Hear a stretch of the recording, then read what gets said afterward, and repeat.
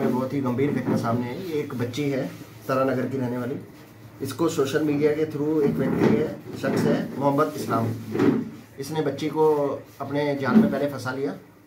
उसके बाद जाल में फंसाने के बाद बच्ची को कहा कि ओमान आ जाओ, तो उसने घर में भी झूठ बोल के और मतलब घर वालों को भी मतलब किसी तरह बेवकूफ़ बना के पासपोर्ट 3-4 महीने पहले ही बना लिया। प्लानिंग लंबे समय से चल रही थी।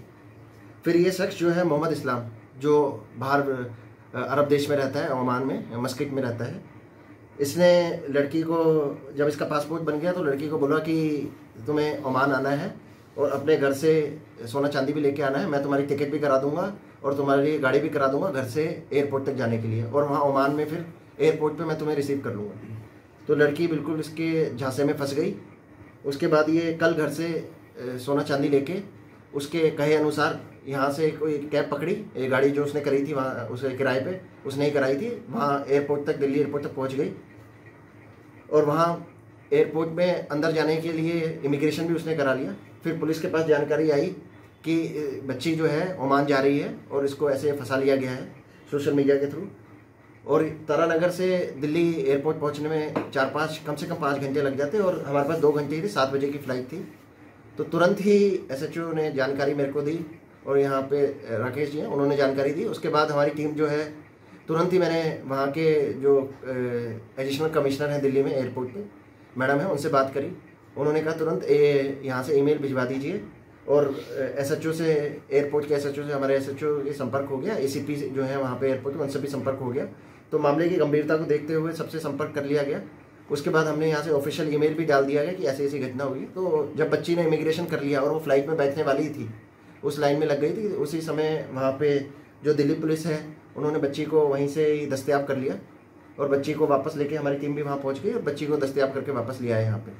अगर बच्ची फ़्लाइट में बैठ जाती और वहाँ चली जाती ओमान, तो संभवतः जिस व्यक्ति ने बच्ची को फंसाया था वो उसके साथ या तो उसको कहीं बेच दिया जाता या उसे तस्करी में, मानव तस्करी में लिप्त करा जाता, तो बच्ची के साथ बहुत बड़ी घटना हो सकती थी। लेकिन हमारी जो पुलिस है उसकी त्वरित कार्रवाई की वजह से बच्ची जो है तस्करी के चंगुल से बच गई। इसके लिए हमारी टीम ने और दिल्ली पुलिस ने बहुत अच्छा, एम्बेसी और दूतावास जो है दिल्ली पुलिस का बहुत अच्छा सहयोग रहा, जिन्होंने त्वरित कार्रवाई हमारे जो रिक्वेस्ट करने पे करी गई। इसी से ही बच्ची का जो है वो जीवन बच पाया है।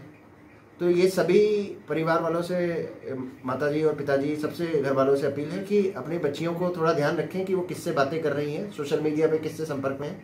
क्योंकि कई लोग ऐसे जो हैं विदेशों में बैठे हुए हैं, वो बच्चियों को ऐसे, जो कम उम्र की होती हैं, 18 साल की या उससे कम होती हैं, उनको ऐसे ही अपने जाल में फंसा लेते हैं। फिर किसी तरह करके उनको विदेश बुला के उनके साथ तस्करी में लिप्त कर देते हैं। उनको वहाँ मानव तस्करी कराई जाती है, उनको फंसा दिया जाता है, कहीं भेज दिया जाता है। तो बच्ची के साथ बहुत बड़ी घटना हो सकती थी, जो सभी के सहयोग से, दिल्ली पुलिस, एम्बेसी, दूतावास और चूरू पुलिस के सहयोग से और तारानगर की पुलिस के सहयोग से बच्ची बच गई और सकुशल वापस आ गई है। अब ये जो व्यक्ति है इस पर भी कार्रवाई करी जाएगी, जिसने बच्ची को ऐसा फंसाया और सोना चांदी लेके वहाँ पे उसको बुलाने के लिए उसने सारे प्रेरित किया बच्ची को वहाँ जाने के लिए। इसके लिए हमारी टीम ने बहुत अच्छा काम किया है। टीम को भी जल्दी सम्मानित किया जाएगा जिन्होंने अच्छा काम किया।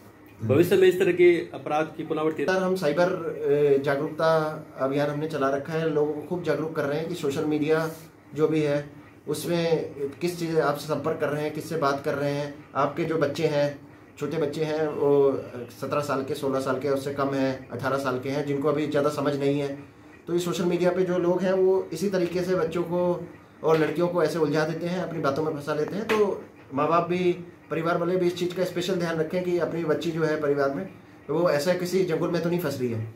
क्योंकि एक बार बच्ची अगर बाहर चली जाती और चले जाए तो उसके बाद उसको लाना और उसको बचाना पुलिस के लिए बहुत बड़ी चुनौती हो जाती है। और ये फिर उनके देश के जो कंट्री होती है, उनकी सरकार से फिर बात करनी पड़ती है, उसमें बहुत लंबा प्रोसीजर होता है, जब तक बच्चे के साथ बहुत बड़ी अनहोनी घटना हो सकती है। अगर आप ये वीडियो YouTube पर देख रहे हैं तो हमारे चैनल को सब्सक्राइब करें और बेल आइकन को दबाना ना भूलें। अगर आप Facebook पर ये वीडियो देख रहे हैं तो हमारे पेज को लाइक करें।